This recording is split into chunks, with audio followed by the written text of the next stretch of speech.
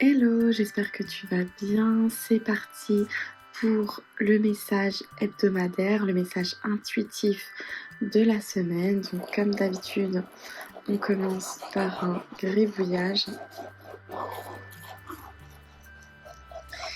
Et je vais voir ce que ça m'inspire comme message pour la semaine, pour la communauté. Alors, mon petit surligneur.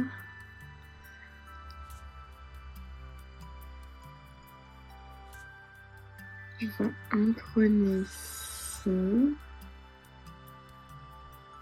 avec des yeux ici. Ah, j'ai oublié. Mon fils a mordu mon surligneur. C'est pour ça qu'il marche pas très bien. J'avais oublié. Je vois une bouche pas très contente ici. Voilà, un peu avec plein de cheveux tout autour. Voilà, on a une sorte de visage comme ça, avec plein de cheveux. Alors,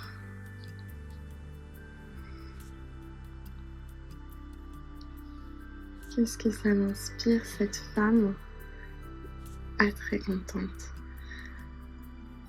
Ben, en ce moment, je vois énormément d'actualités qui passent dans mon fil. Après, je sais très bien aussi que l'algorithme se nourrit de ce qu'on regarde le plus, forcément. Donc si tu commences à regarder certaines choses sur un sujet, ben, il va t'en montrer encore plus. Et du coup, c'est vrai que je vois pas mal de femmes qui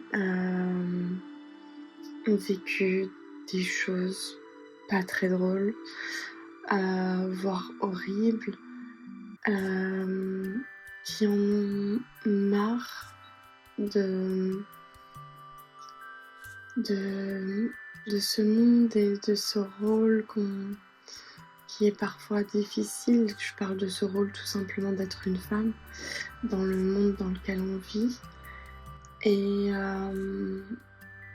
je sais que quand on focalise comme ça sur ce qui nous est arrivé et ce qui est arrivé aux autres, et que on commence à voir que c'est arrivé à énormément d'entre nous, et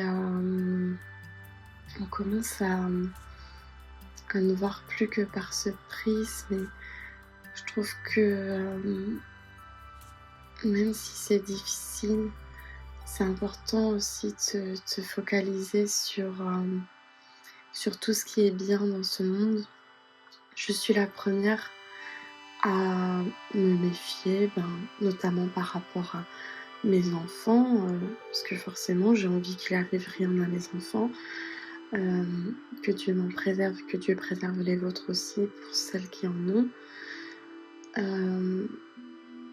Donc je suis la première à être méfiante, et je peux l'être aussi parfois pour moi-même aussi, mais d'un point de vue général, j'ai tendance à plutôt avancer dans la vie, rencontrer les gens. Quand je parle rencontrer les gens, je parle juste rencontrer les gens dans la rue, etc. Avec l'énergie, une énergie positive en fait, en me disant que je vais trouver sur mon chemin des gens bienveillants, des gens qui vont être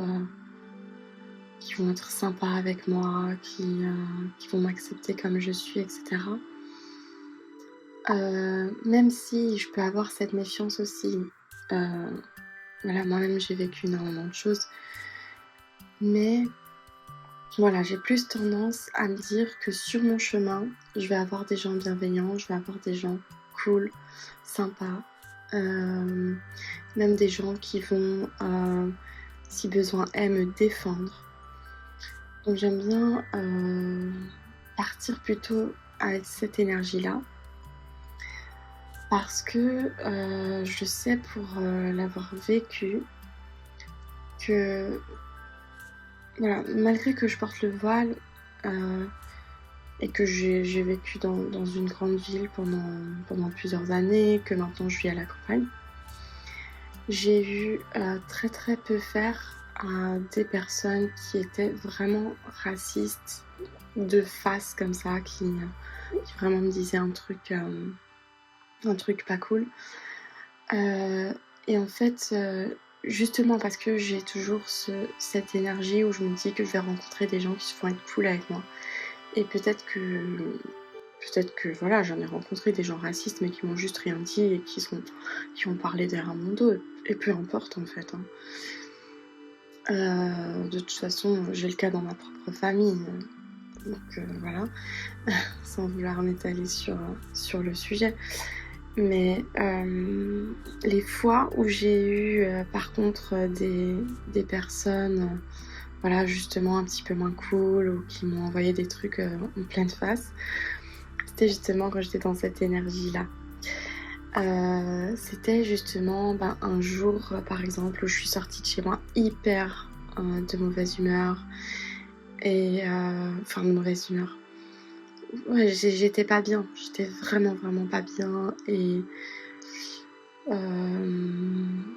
me souviens plus exactement du pourquoi, du comment, mais je sais que j'étais vraiment dans une énergie basse où j'étais pas bien et en réalité, quand je suis dans ces moments-là, c'est même pas des moments où j'ai envie de sortir, où je préfère rester chez moi et m'occuper de mes émotions, m'occuper d'aller mieux et tout. Et là, j'étais sortie quand même et je me suis retrouvée justement avec des gens qui m'ont envoyé en pleine face. Je me souviens même plus exactement ce qu'ils ont dit, quelque chose à propos de mon voile. Mais vraiment, c'est une goutte d'eau dans cette année-là, voire même dans la dernière décennie. Je pense que oui, on doit se battre entre guillemets, on doit affirmer en tout cas nos positions, se défendre bien sûr les uns et les autres, parce que sinon on n'a pas vécu, il y a peut-être quelqu'un qui est absent qu'on l'aide, ou sinon on n'est pas en train de vivre une injustice, il y en a d'autres qui sont en train d'en vivre, etc. Mais je pense que ça fait partie d'ailleurs pour moi de l'intuition, parce que l'intuition, c'est être conscient qu'on est toujours bien guidé. Et pour moi, c'est là-dedans que ça entre.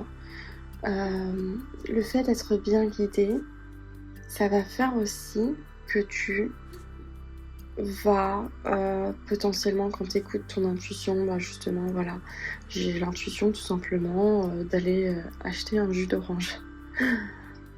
Et être bien guidé, c'est tu vas écouter cette intuition toute bête d'aller acheter un jus d'orange maintenant plutôt que d'y aller le lendemain, et puis tu vas rencontrer des gens bienveillants sur ta route.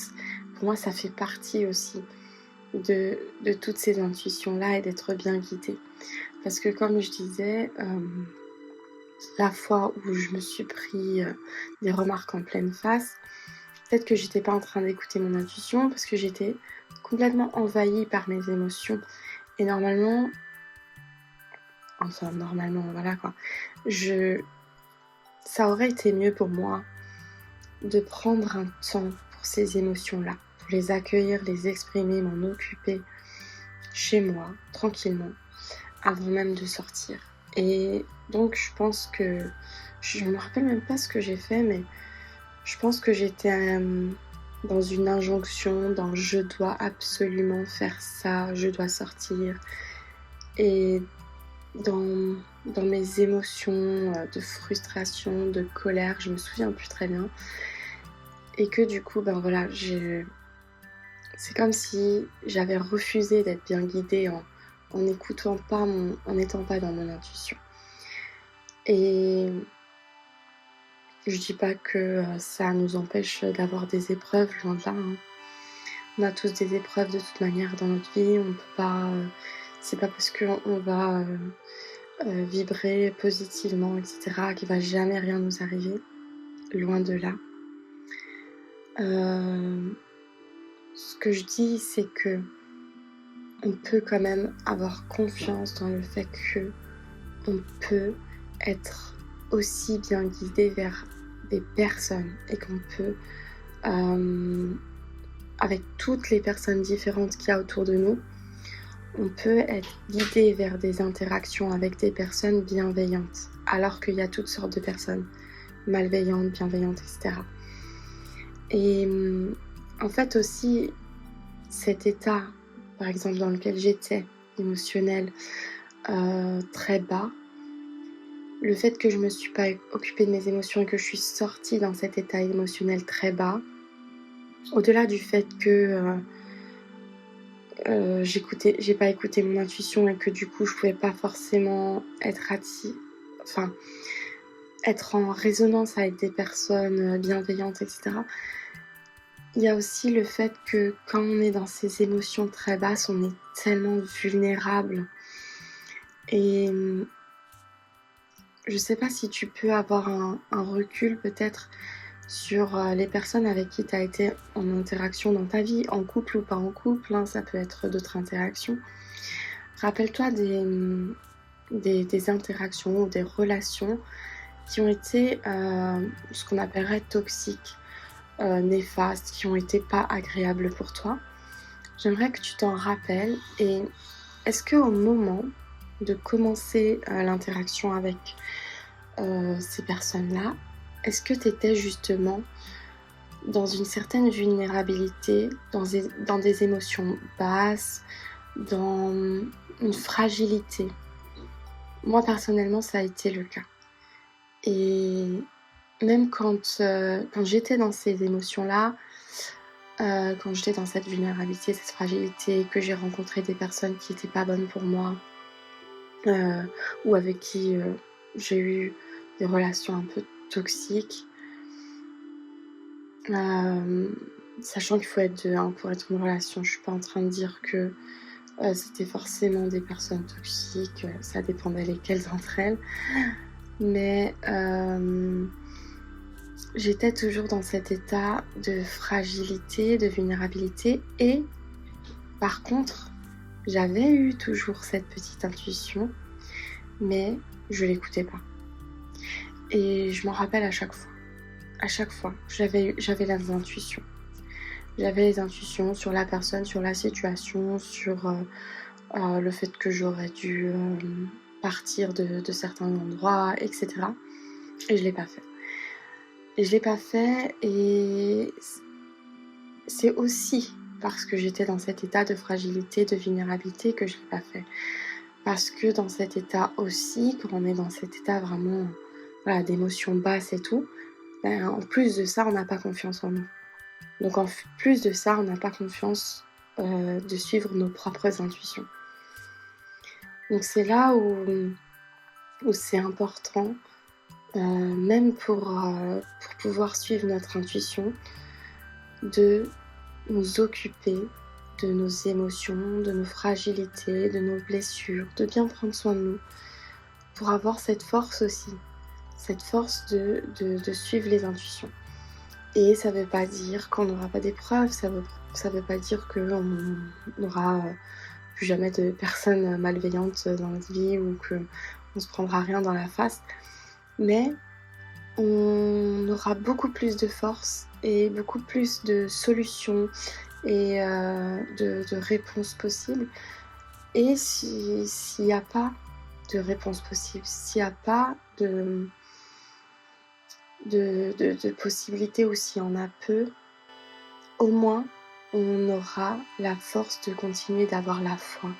Et là, je pense particulièrement aux Palestiniens qui continuent de trouver des solutions avec le peu qu'ils ont, qui continuent d'avoir le sourire et de chercher à donner le sourire aux enfants. Et qu'est-ce que c'est d'autre que la foi. Et donc voilà, c'est pour ça aussi que j'avais fait tout un épisode de podcast, je ne sais pas si tu l'as écouté, sur l'intuition et la foi qui sont pour moi vraiment indissociables. Voilà, c'est ta foi, elle va te donner de la force d'écouter ton intuition. Et ton intuition, elle te vient de Dieu, elle te vient de ton âme, elle te vient de tout ce que tu as emmagasiné comme connaissance, que tu en aies encore conscience ou non. Donc, voilà, pour avoir un terrain fertile, j'ai envie de dire, à ton intuition et te donner la force de pouvoir les suivre, tes intuitions, c'est la foi qui va jouer, mais c'est aussi tout ton état mental. Et là, c'est de ça qu'on parle, c'est ton état psychologique, ton état mental, où tu en es avec tes émotions, est-ce que tu es dans une énergie haute ou dans une énergie basse. Donc voilà, j'espère que ce message aura résonné avec toi. Je vais essayer de faire ce message toutes les semaines.